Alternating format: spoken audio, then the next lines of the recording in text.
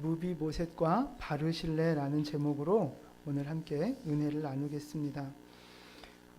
오늘 말씀은 이제 지난주 말씀의 그 배경하고 이제 똑같은 상황입니다. 지금 이제 어떤 상황이죠? 다윗이 압살롬의 그 반역을 진압을 하고 이제 다시 왕궁으로 돌아가는 길입니다. 돌아가는 길에 지난주에는 시바도 만나고 무비보셋도 만나고 이제 오늘 또 이제 살펴볼 거고요. 또 뭐 시므이도 만나고 또 이제 아비새가 이제 또 이렇게 나서는 모습도 있고 막 그랬죠. 오늘은 나머지 사람들, 그러니까 무비보셋과 바르실레가 맨 마지막으로 마중을 나오는데 이제 그 사람들에 대한 말씀을 이 두 인물을 좀 살펴보려고 그래요. 첫 번째는 이제 무비보셋입니다. 지금 무비보셋의 입장과 상황이 지금 어떤 상태입니까? 상당히 곤란한 지금 상황이에요. 자기 종 시바가 자기를 속이고 왕한테 자기를 지금 모함한 그런 상태입니다. 그래서 지금 왕은 잔뜩 오해를 하고 있어요. 왕이 볼 때 지금 무비보셋은 어떤 사람이에요? 배신자, 나쁜 놈 정도가 아니라 배신자예요. 그렇게 지금 낙인 찍혀 있는 상황 속에서 이제 오늘 이 무비보셋이 불편한 몸을 이끌고 직접 왕한테 나아가는 거예요. 그래서 자기의 상황을 이제 이래저래해서 이렇게 됐다고 자세하게 설명을 합니다.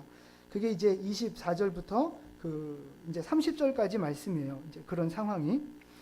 그런데 이제 다윗과 무비보셋이 이런저런 대화를 이제 나누면서 이야기하다가 다윗이 최종적인 결론을 내립니다. 그 결론이 이제 우리가 잘 아는 것처럼 29절에 시바와 재산을 반씩 나누라는 거예요. 여러분이 무비보셋의 입장이라고 한번 생각을 해보십시오. 시바와 재산을 반씩 나눠야 되는 이 상황이 마음이 어떻겠어요? 뭐 이렇게 크게 뭐 이렇게 요동치 않으시네요. 네. 의외인데요. 아니 실제로 여러분 재산이 딱 반토막 난다고 생각해 보세요. 이것도 사기꾼 같은 놈한테 완전 사기당하는 거잖아요. 여러분 재산 지금 한 500억 정도 있으실 텐데 250억을 딱 사기꾼한테 사기당했다고 생각해 보세요. 그래도 그 표정이실 거예요. 대단하시네. 뭐 그러신 분들은 오늘 더 이상 설교 안 들으셔도 됩니다. 이미 다 예수님 닮으셨기 때문에. 아니 좀 마음 아픈 표정이라도 좀 지어봐요. 재산의 반을 뺏겼다니까요. 아이 진짜. 지금 아마 화나고 억울하다 못해 아마 우리 같으면 죽고 싶을 거예요. 밤에 잠이 안 오고 막 이가 갈리고 어떻게 원수를 갚을까 이제 막 그러고 싶을 거예요. 아니 잘못한 게 하나도 없잖아요. 시바가 나쁜 놈이라서 자기한테 완전히 사기친 거고 나는 다리가 불편하니까 어떻게 할 수 없는 상황이란 말이에요. 근데 다윗도 내가 이렇게 잘 얘기했으면 알아듣고 이제 좀 올바른 판결을 내려야 되는데 믿었던 다윗마저 약간 오늘 판단하는 내용 말을 들어보니까 약간 반신반의하는 이제 그런 판결을 내린단 말이죠. 그러니까 무비보셋이 엄청나게 억울했을 거란 말이죠. 근데 오늘 무비보셋이 다윗에게 무슨 고백을 하는가 한번 살펴볼게요. 30절 말씀, 30절을 함께 봉독합니다. 무비보셋이 왕께 아뢰되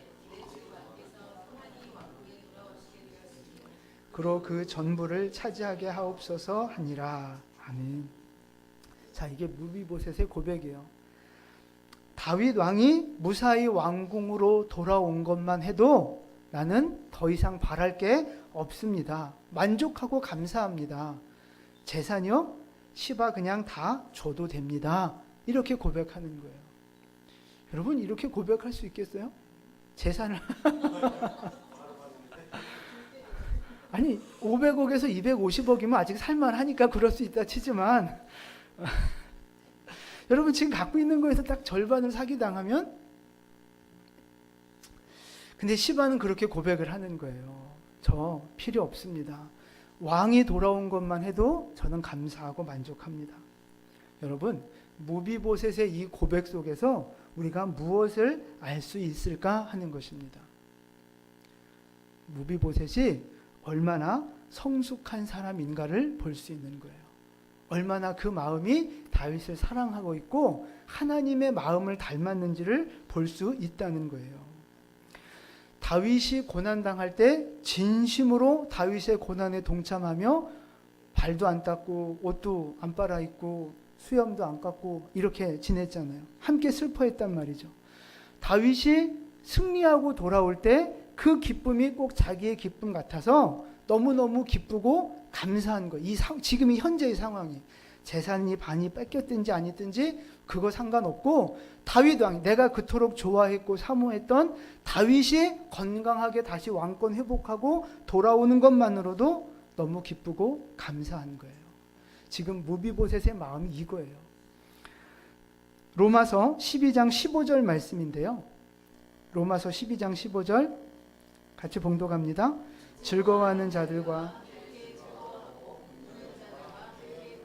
아멘. 이게 지금 무비보셋의 마음이에요. 지금 이 말씀을 그대로 지금 실천하고 있는 거예요. 여러분, 즐거워하는 자와 함께 즐거워하고 우는 자와 함께 울 수 있습니까? 이게 쉬운 일이에요? 즐거워하고 막 로또 되고 막 승진하고 좋은 대학 붙고 그런 사람 보면 그죠? 우리는 즐거워하는 자를 보면 배가 아프고 애통해하는 자를 보면 고소하고 그게 우리의 모습 아니겠어요? 솔직하게 이 말씀이 쉬운 것 같아도 잘 되고 즐거워하고 형통하는 사람을 진심으로 축하해 주는 것이 쉽지 않아요. 애통해하는 사람, 고난당한 사람을 진짜 내 고난처럼 아파하면서 그를 위해 눈물을 흘려 기도해 주고 위로해 줄 수 있는 것이 쉽지 않습니다. 근데 지금 무비보셋은 그렇게 살고 있는 거예요. 지금 그 수준이 된 거예요. 이 말씀을 이루는 그 수준이 된 것입니다. 여기에서 우리 인생의 진짜 행복이 뭐냐? 진짜 축복이 뭐냐를 생각해 봐야 돼요. 여러분, 우리가 돈을 많이 벌고 세상에서 출세하고 성공하면 그게 축복입니까? 아닙니까? 축복이죠. 그거 분명히 축복이에요. 근데 그 축복보다 세상의 성공과 물질보다 더 중요한 축복이 있다는 거예요. 우리는 그거를 자꾸 잊어먹는데 그게 뭐냐 하는 것입니다. 물질보다 더 중요한 축복이 뭐예요? 모르죠?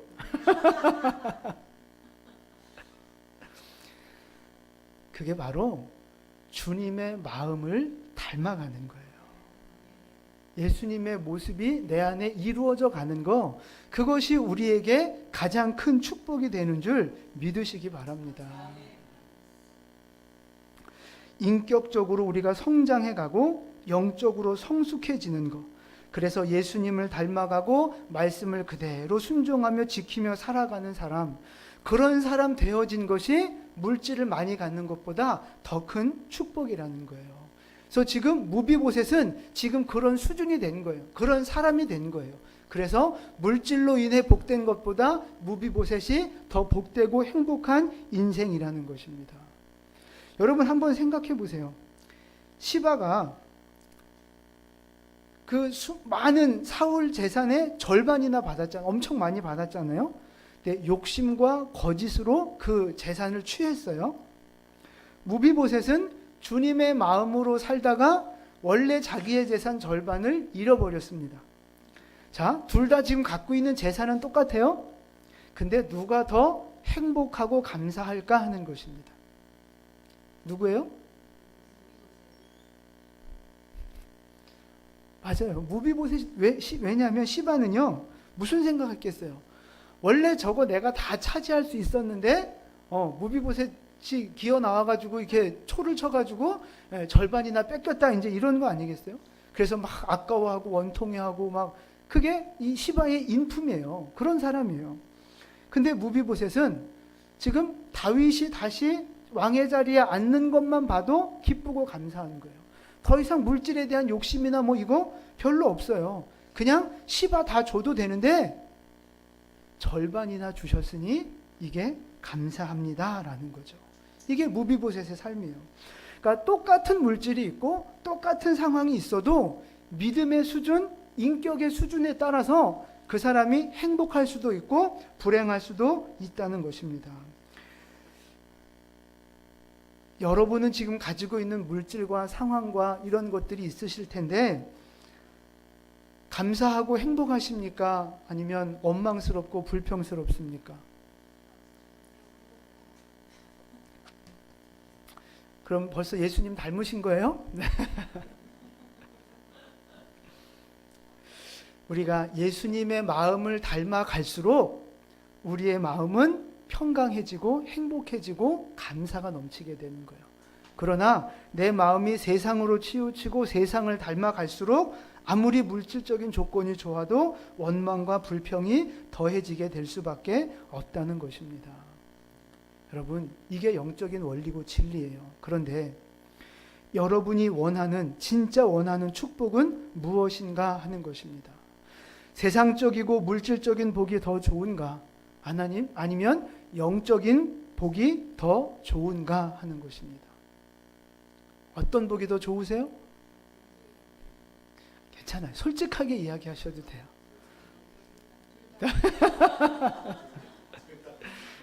괜찮아요. 그래도 솔직하게 얘기해 보세요.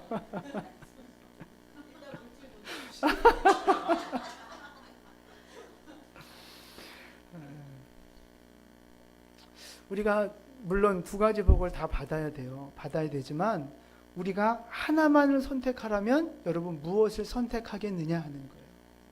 진짜 이 무비보셋처럼 주님, 저는 그런 거 다 필요 없습니다. 주님 한 분이면 만족합니다. 이런 믿음의 고백을 할 수 있겠느냐 하는 거예요. 그게 우리 믿음의 목표가 돼야 되고 우리 믿음의 수준이 되어져야 한다는 것입니다. 지금 아멘 한다고 해서 물질 안 걷어 가시니까 좀 그런 줄 알고 믿음으로 아멘 하세요.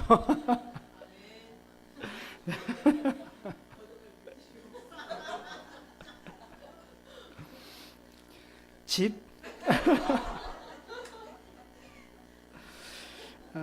그래서 시편 기자는 이런 고백을 합니다. 119편 127절 말씀이에요. 같이 봉독합니다.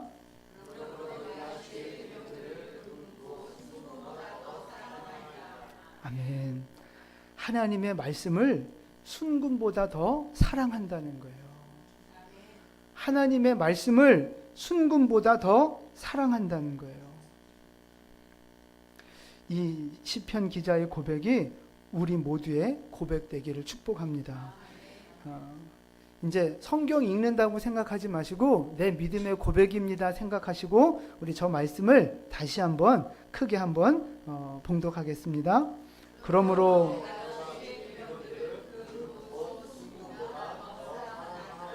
아멘. 네. 말씀을 더 사랑하는 여러분 되시기를 축복합니다. 세상에 출세하고 성공하고 돈 많이 벌고 다 좋죠. 다 필요한 거죠. 축복이죠. 그러나 그것을 사랑해서는 안 되는 거예요. 우리가 진짜 사랑해야 할 것은 하나님의 말씀이고 하나님만 사랑하는 우리 모두가 되기를 축복합니다. 여러분 이게 왜 그런지 아세요? 왜 그게 중요한 문제인 줄 아세요? 여러분 우리가 죽으면 어떻게 됩니까? 네, 천국에 가잖아요. 죽어봐야 알지 그러시면 안 돼요. 네, 우리는 죽으면 다 천국 갈 거예요. 근데 천국 가실 때 돈 가져가시겠어요? 가져갈 수 있어요? 없어요? 없어요. 여러분이 힘들게 장만한 집, 멋있는 자동차, 예쁜 옷, 명품백 가져갈 수 있어요? 다 놓고 가야 되는 거예요. 그래서 그런 찬양도 있잖아요. 알몸으로 태어나서 옷 한 벌은 건졌잖소. 알몸으로 왔다가 결국 빈손으로 가야 되는 거예요. 여러분 이게 현실이에요. 뭐 난 꼭 안 죽을 것처럼 나는 꼭 뭐 갖고 갈 수 있는 것처럼 여러분 남의 얘기처럼 생각하지 마시고 이게 현실이에요. 우리 죽으면 두 손 펴고 아무것도 못 가지고 가요. 천국에 갖고 가지도 못하는 거 왜 그렇게 욕심부리며 사냐 하는 거예요. 물론 이 땅을 살아가면서 필요하죠. 근데 그게 사랑의 대상이고 내가 섬겨야 할 우상이 돼서는 안 된다는 거예요. 그래서 진짜 지혜로운 인생은 물질을 위해서, 세상의 성공을 위해서 살아가는 인생이 아니라, 이 세상에 다 두고 갈 것을 붙잡는 인생이 아니라 진짜 천국에 가져갈 것을 붙잡는 인생이 진짜 지혜로운 인생이라는 거예요. 여러분, 우리가 비행기 탈 때 이제 비행기 타시잖아요? 좀 있으면 기내에 가지고 들어갈 수 없는 물건들이 있어요. 그죠? 뭐 못 갖고 들어가요? 뭘 비행기를 타봤어야 알지. 마약은 뭘 타도 못 갖고 가요.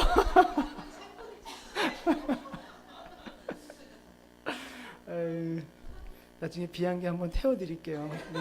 승희가. 기내는 뭐 칼이나 뭐 가위나 뭐 라이터나 흉기가 될 만한 거, 뭔가 문제가 될 만한 거는 갖고 들어갈 수가 없어요. 근데 어떤 사람이 자꾸만 비행기 타러 간다고 짐을 챙기는데 자꾸만 그런 거 막 칼, 뭐 망치, 가위 막 이런 거 챙긴다고 생각해 보세요. 그거 보면 뭐라고 해야 돼요, 그걸? 야, 이 멍청아. 그래야 되지 않겠어요? 그거 못 가져가. 못 가져가. 우리 인생도 마찬가지예요. 여러분이 지금 이렇게 붙잡고 있는 거 못 가져간다니까요. 그러니까 있을 때 어떻게 해야 돼요?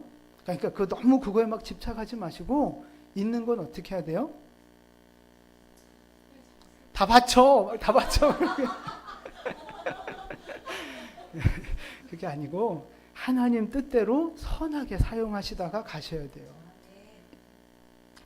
천국까지 우리가 가져갈 수 있는 게 있어요. 우리가 진짜 그걸 준비해야 되는데 그게 뭡니까? 네, 성숙한 믿음, 예수님 닮은 성품, 우리가 그거는 천국까지 가져갈 수 있는 거예요. 하나님 앞에 충성한 거, 사명 감당한 거, 이웃을 사랑한 거, 이웃을 위해 수고하고 희생하고 헌신한 거, 그것은 우리가 하늘로 다 가져갈 수 있고 하나님이 하늘에서 상으로 갚아주시는 축복이 되는 줄 믿으시기를 바랍니다. 그래서 이 세상의 물질보다 말씀을 더 사랑하시고 하나님을 더 사랑하시고, 물질 모으기 위해서 애쓰지 말고 하나님 닮아가기 위해서 애쓰는 인생이 되어져야 한다는 것입니다. 오늘 헌금 시간에 부를 찬양인데 그런 찬양 있잖아요. 예수도 알기 원하네, 크고도 넓은 은혜와 대속해 주신 사랑을 간절히 알기 원하네. 내 평생의 소원, 내 평생의 소원, 대속해 주신 사랑을 간절히 알기 원하네. 우리 평생의 소원, 예수님 알아가는 거예요. 하나님의 사랑을 깊이 알아가고 주님을 닮아가는 거. 그게 우리 모두의 목표가 되고 인생, 우리 믿음의 고백이 될 수 있기를 축복을 드립니다. 내가 이렇게 하나님을 알아가고 나를 예수님의 마음으로 채워갈 때, 하나님의 말씀으로 나를 채워갈 때 우리의 인생이 어떻게 바뀌어져 가느냐? 하나님 한 분만으로 만족하는 인생이 되어지는 것입니다. 그래서 무비보셋도 주님 그거 다윗한테 그거 다 씹어줘도 괜찮습니다라고 고백하는 거예요. 하박국 3장 17절과 18절 말씀입니다. 우리 함께 봉독합니다.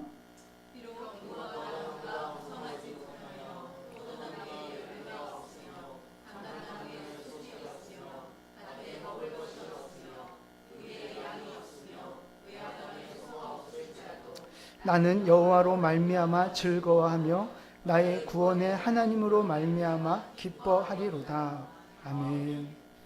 여러분, 농사짓고 목축업을 하는 사람인데 무화과 열매가 없고 포도나무에도 열매가 없어요. 우리의 양과 소가 없어요. 그게 지금 무슨 상태예요? 파산된 거예요. 쫄딱 망한 거예요. 물질이 없고, 그렇지만 뭐라고 18절에서 뭐라고 고백해요? 여호와로 말미암아 즐거워한다는 거예요. 나를 구원하신 하나님 때문에 기뻐한다는 거예요. 물질이 없고 환경이 없고 인생은 어렵지만 나를 구원하신 하나님 바라보며 기뻐하고 감사하고 만족해하고 있다는 것입니다. 여러분, 이게 쉬운 건 아니지만 이 믿음이 우리의 목표가 되고 우리의 고백이 될 수 있기를 주님의 이름으로 축원을 드립니다. 정말 더 깊이 주님을 알아가시고 더 말씀을 사랑하시고 주님 한 분만 바라보며 감사하며 만족하는 그런 우리 모두의 믿음이 될 수 있기를 예수님의 이름으로 축원을 드립니다. 아멘. 이제 두 번째는 이제 바르실레에 대한 말씀인데요. 다윗을 마중 나온 가장 마지막 이제 인물입니다. 근데 이 바르실레 우리가 언제 이렇게 본 것 같지 않습니까? 언제 봤어요?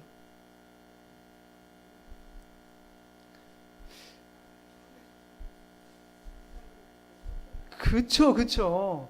저는 이럴 때가 너무 기분이 좋아요. 분명히 제가 설교했는데 아무도 모를 때. 네.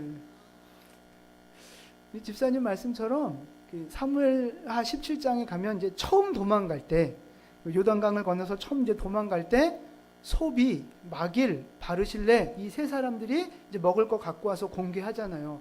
그래서 힘을 얻어서 다시 이렇게 군대 정비하고 이제 생각나시죠? 아, 네네. 그때 바르실레가 나와서 다윗을 도와줬는데 이제 오늘 또 나타나는 거예요. 이제는 다윗 왕이 승리하고 돌아갈 때 이제 요단강을 건너야 하는데 그 건너는 걸 도와주려고 한 번 또 다윗을 찾아옵니다. 오늘 이제 본문 보시면 그 바르실레가 어떤 인물인가를 자세하게 소개하고 있어요. 32절 말씀입니다. 32절 같이 읽습니다.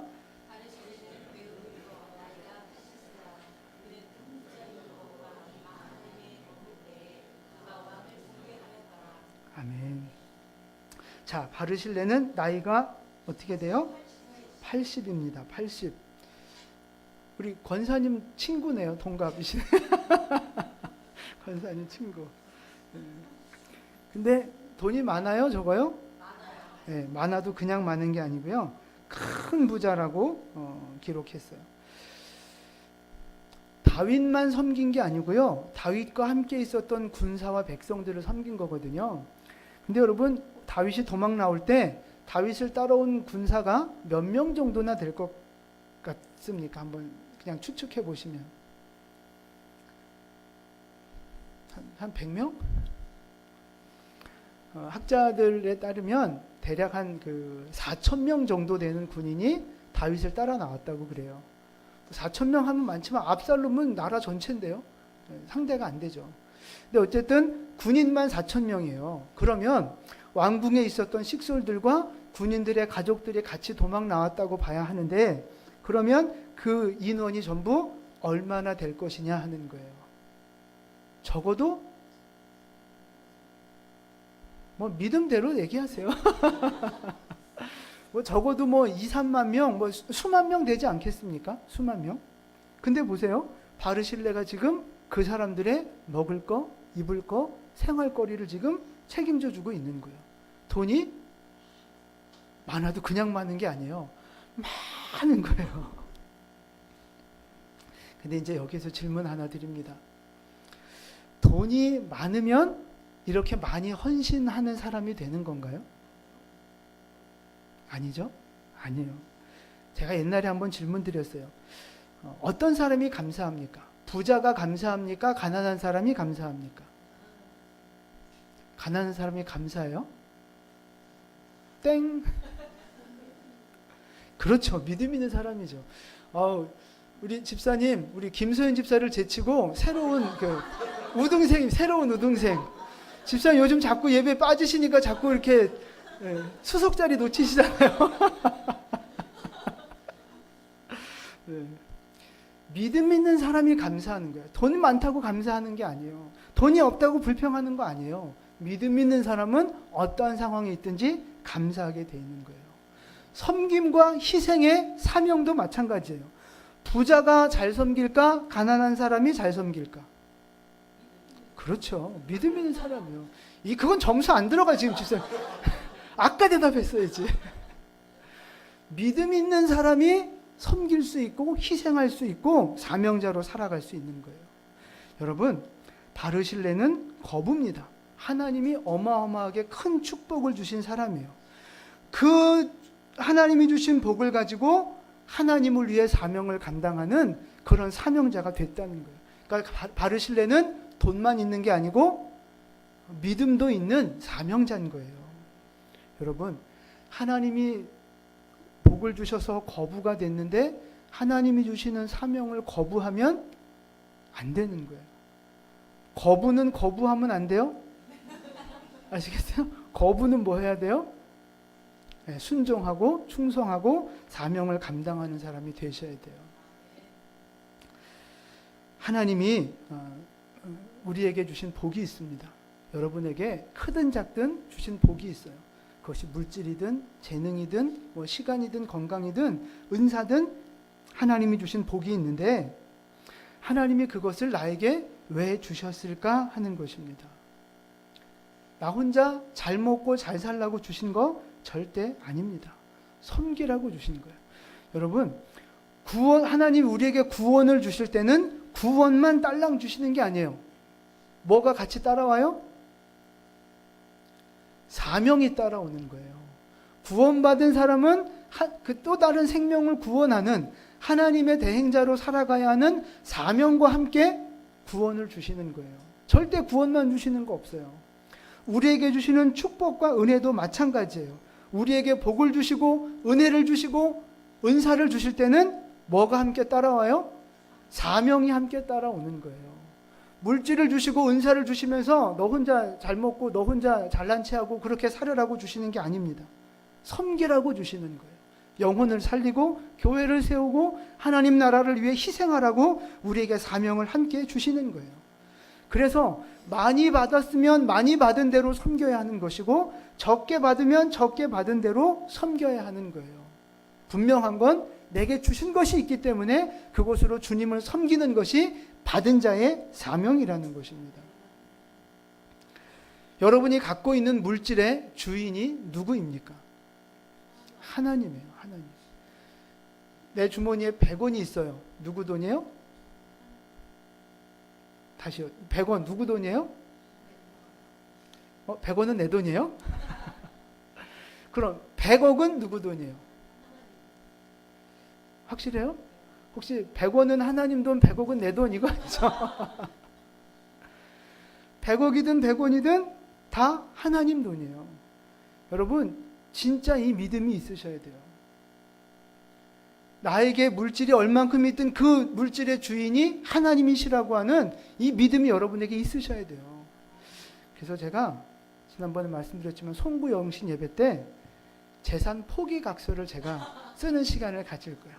물론 그렇다고 법적으로 포기하라는 것도 아니고 저한테 교회다 갖다 바치라고 하는 것도 아니고 그냥 믿음의 결단을 한번 해보자는 의미에서 그런 시간을 가져보려고 그래요. 이제 이 얘기 했는데 송구영신 예배 안 나오시면 재산 포기각서 쓰기 싫어가지고 안 나오시는 줄로 제가 내 물질의 주인은 하나님이세요. 많든 적든 주인은 하나님이세요. 그러니까 어떻게 써야 돼요? 주님의 뜻대로 써야 되는 거예요. 그것이 100원이든 100억이든 주님의 뜻대로 써야 되는 거예요. 우리 시간의 주인도 마찬가지. 우리 시간의 주인이 누굽니까? 1분은 1시간은 다 하나님의 시간이에요. 우리가 시간을 쓸 때도 하나님이 원하시는 대로 써야지. 하나님이 싫어하는 일에 내 물질을 쓰고 내 시간을 쓰면 안 된다는 거예요. 그러면 주인 거 마음대로 갖다 쓰는 횡령이 되는 거예요. 하나님한테 반드시 뒤통수 맞게 돼 있어요. 내 재능의 주인도 마찬가지입니다. 다 하나님이세요. 하나님이 주셨으니 하나님의 뜻대로 하나님이 원하시는 대로 사용해야 하는 줄로 믿습니다. 이 내 모든 인생의 주인이 하나님이라고 하는 믿음의 고백이 있어야 100원이든 1분이든 허투루 쓰지 않고 낭비하지 않고 하나님의 뜻대로 사는 인생이 될 수 있다는 것입니다. 하나님의 것이니 하나님을 위해 사용하는 여러분 되시기를 축복합니다. 하나님이 여러분에게 주신 모든 것을 가지고 생명을 살리는 일에 헌신하시고 교회를 세우는 일에 수고하시고 하나님의 나라를 위해 희생하고 헌신하는 우리 모두 될 수 있기를 예수님의 이름으로 축원을 드립니다. 아멘. 이것이 바르실레를 통해서 우리에게 보여주시는 첫 번째 교훈이고요. 두 번째는요. 이제 다윗이 바르실레한테 섬김받는 게 너무 고마워서 왕궁으로 같이 가자 그래요. 내가 왕궁 가서 은혜를 보답하겠다. 33절 말씀이에요. 33절 함께 공독합니다. 왕이 바르실레에게 이르되 너는 나와 함께 건너가자. 아멘. 은혜를 갚고자 하는 다윗의 선한 마음입니다. 근데 바르실레가 사양을 합니다. 제가 이제 살 날이 얼마나 남았다고 그런 영화를 보겠습니까? 그러면서 사양을 해요. 그러면서 이제 하는 말이 35절 말씀인데요. 35절 함께 봉독합니다. 내 나이가 이제 80세라.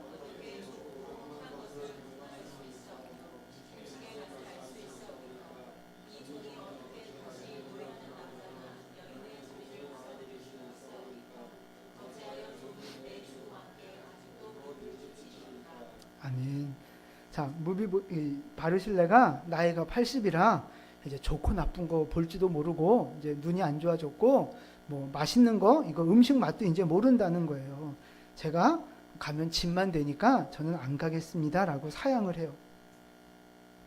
근데 제가 이제 80 되신 분들 우리 한 분이신가요? 네.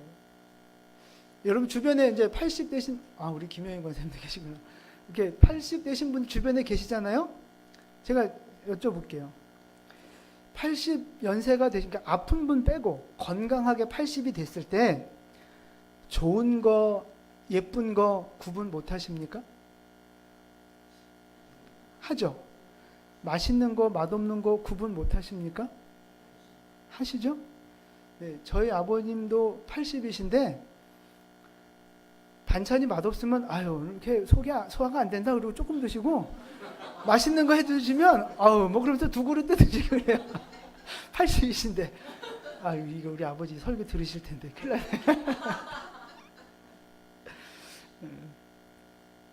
나이가 많다고 해서 이 바르실레가 지금 입맛이 없거나 진짜 뭐 좋은 거 분간도 못하는 그런 사람이 아니라는 거예요.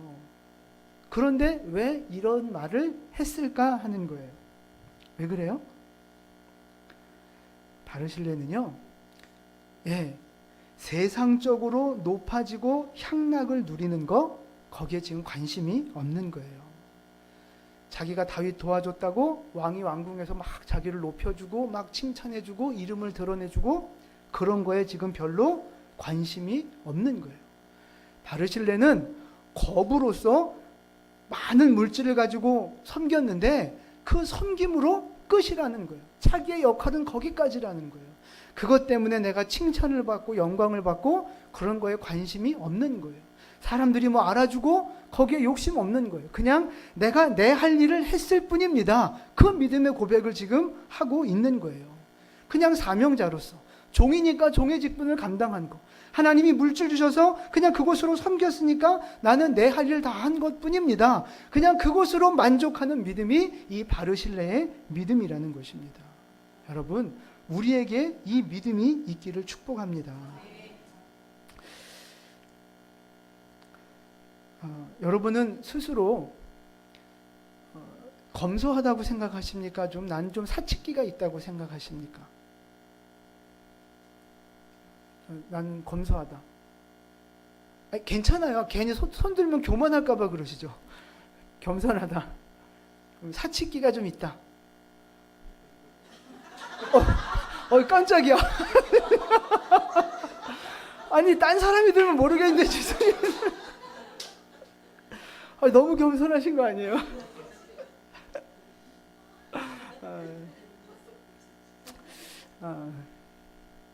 여러분 한번 생각해 보세요. 지금 여러분이 살고 있는 집, 지금 여러분이 타고 다니는 자동차나 입고 있는 옷, 뭐 이렇게 액세서리 같은 거, 내가 더 좋은 집에 살 수 있고 더 좋은 차 탈 수 있고 내가 더 비싼 거 할 수도 있지만 겸손하니까 그냥 이렇게 살아가고 계신 겁니까? 아니면 나는 더 화려하게 하고 싶고 더 좋은 차, 더 좋은 집 살고 싶은데 돈이 안 돼가지고 돈에 맞춰서 이렇게 살고 있는 겁니까? 자, 1번이에요, 2번이에요? 이게 너무 큰 소리로 얘기 안 하셔도 돼요.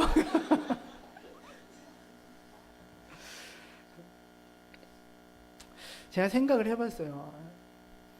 우리 교회 돈이 1억이 맨 처음에 100억 생각했는데, 그건 너무 좀 그런 것 같고, 현실성이 없는 것 같고, 누가 1억을 교회에 이렇게 헌금을 하면, 1억이 생기면 뭐 할까? 그러면 일단 주방을 좀 먼저 고칠까? 그 다음에 여기저기 이렇게 손볼 데 있는데 이런 거 저런 거 좀 고칠까? 그런 생각을 좀 해봤어요. 그렇게 해도 되겠어요? 안 돼요? 해도 돼요? 그래서 좀 등도 좀 갈아야 되고, 좀 손볼 데가 좀 몇 군데 있잖아요. 근데 제가 그런 생각을 하다 보니까 아까 이 질문 드린 게 지금 내가 생각하고 내 모습인 거예요. 나는 교회를 막 이렇게 저렇게 하고 싶은데 내가 그냥 검소하고 워낙 이렇게 절약을 해가지고 이렇게 살고 있는 게 아니고 돈이 없으니까 지금 이렇게 살고 있는 거예요. 저는 제가 검소하다고 생각을 잠깐 착각했던 것 같아요. 근데 그게 아니고 말씀 준비하면서 보니까 돈이 없으니까 돈에 맞춰서 이렇게 살고 있는 거더라고요. 돈이 1억이 생기든 100억이 생기든 하나님이 주신 물질이면 이 두고 갈 건물에 투자할 것이 아니라 영혼을 살리고 사람을 세우고 선교하는 일에 써야 그것이 합당하지 않겠나, 그런 생각을 또 다시 한번 해보게 됐어요. 그래서 하여튼 그래서 제가 막 건물에 막 이렇게 돈 쓰려고 그러시면 이렇게 딱 브레이크 거셔야 돼요. 네. 근데 뭐 우리 다 마찬가지인 거예요. 내가 돈이 있다고 더 쓰고 싶은데 마음대로 더 쓰고, 그건 아니에요. 그건 이 물질의 주인이 자기인 거예요, 자기. 하나님이 원하시는 곳에 써야죠. 시간이든 물질이든. 그래서 돈을 덜 쓸 수 있지만 절제하고 검소하게 살아가는 거, 그거 쉬운 일이 아닙니다. 내가 더 높아질 수 있고 내 이름을 드러낼 수 있지만 그거를 절제하고 거절할 수 있는 거, 그것도 쉬운 일은 아니에요. 사람들이 알아주는 자리, 막 앞에서 박수 받는 자리, 그런 자리에 서는 거, 그렇게 사양하는 거, 그거 역시 쉬운 일이 아닙니다.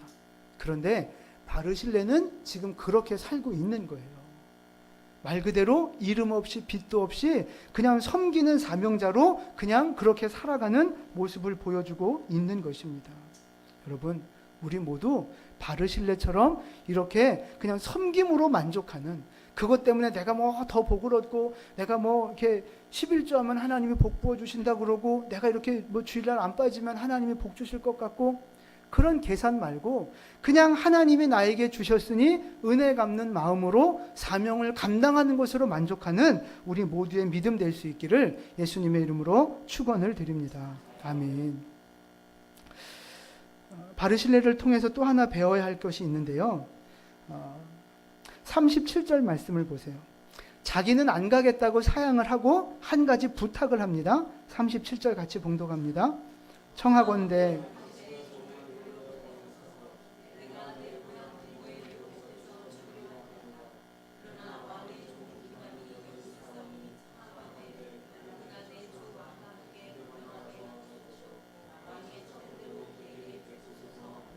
아멘.